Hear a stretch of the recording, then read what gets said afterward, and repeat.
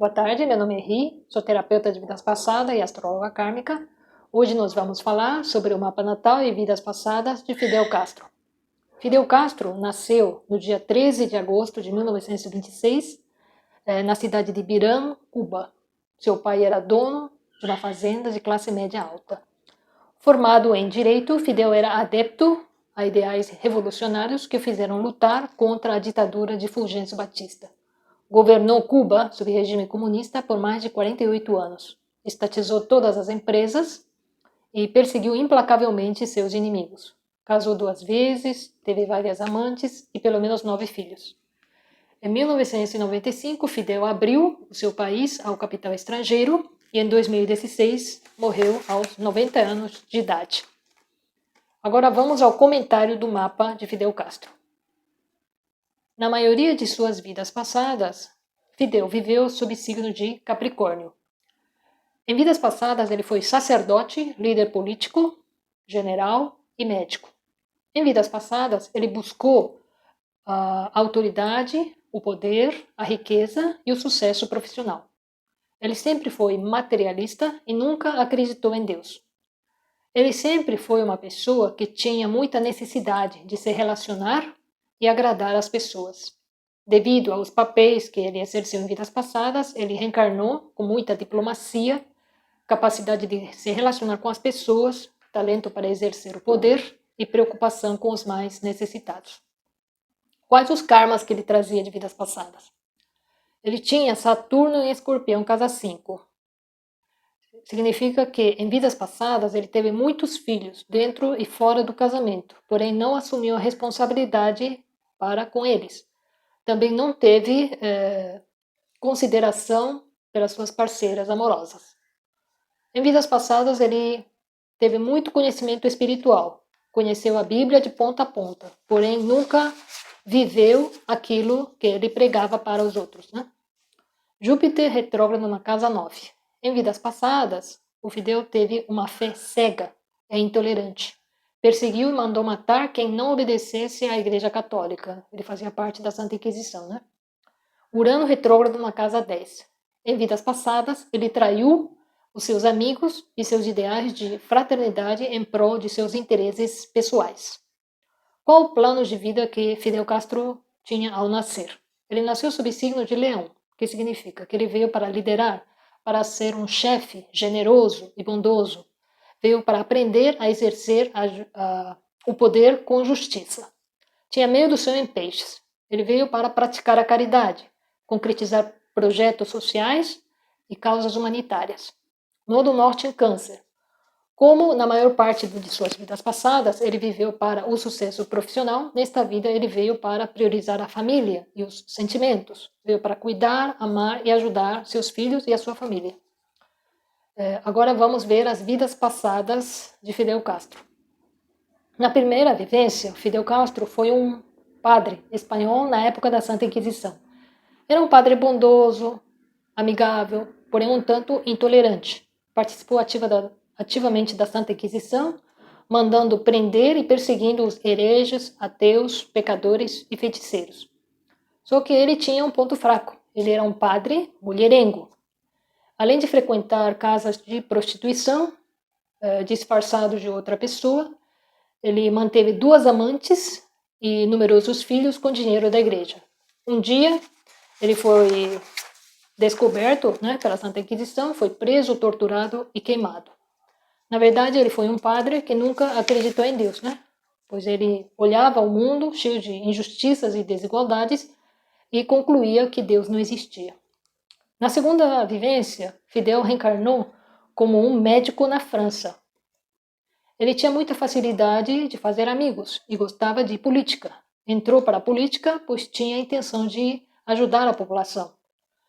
Foi uma época em que ele foi um pioneiro. Instituiu tratamento de água potável e rede de esgotos. Melhorou muito a saúde e a condição de vida das pessoas e se tornou popular. Porém, no fim da vida, ele se tornou um político poderoso, porém corrupto. Teve muitas amantes e filhos e não assumiu a responsabilidade para com eles. Na terceira vivência, Fidel reencarnou como um camponês pobre na antiga União Soviética. Era tão pobre que viu várias pessoas, né, ao redor dele morrerem de fome. Cresceu revoltado. Ele achava que a verdadeira causa da pobreza eram os ricos, que tinham tudo e não davam nada para os pobres. Criou um grupo de sem-tetos revoltados e começou a invadir e roubar os ricos. Um dia ele foi preso pela polícia e morreu na guilhotina. Na quarta vivência, ele nasceu como um pobre menino na periferia da Rússia. Cresceu revoltado, né, devido às desigualdades sociais, e entrou para o serviço militar. Como ele tinha muita facilidade de se relacionar com as pessoas, rapidamente ele foi promovido a capitão. Era a época da Revolução Comunista na Rússia. Ele participou ativamente da queda da monarquia e implantação do comunismo. Fidel rapidamente fez amizade com pessoas poderosas e foi promovido a general. Além de perseguir e matar seus opositores, ele confiscou, né, todos os bens dos ricos e distribuiu aos pobres. Só que uma parte de tudo que ele confiscava, guardava para o próprio bolso, né? No próprio bolso. Fidel se tornou rico, poderoso, porém corrupto. Agora vamos fazer uma reflexão sobre o poder. Todo poder se origina de Deus. Ele dá e ele tira. Deus dá o poder ao homem que o busca e conhece a sua vontade, para que possa executar a vontade de Deus aqui na terra. O grande problema é que o ser humano, muitas vezes, ele se torna corrompido depois que recebe o poder. O ser humano é composto de duas partes, a parte espiritual e a parte carnal. Essas duas partes se encontram em proporções diferentes em cada ser humano. A parte carnal do homem busca os bens materiais e os prazeres carnais. A parte espiritual do homem busca a sabedoria, as virtudes e a Deus. A parte do ser humano que se corrompe é a parte carnal. Quanto mais carnal é o indivíduo, maior a chance dele se tornar corrupto. Quanto mais evoluído é o homem, mais espiritualizado ele se torna. E quanto menos evoluído é o homem, mais carnal ele é. Então, para o indivíduo se tornar totalmente incorruptível, né, ele deveria se tornar 100% espiritual, né? Fidel era um espírito novo, né? E quanto mais novo é o espírito, maior a chance dele se corromper.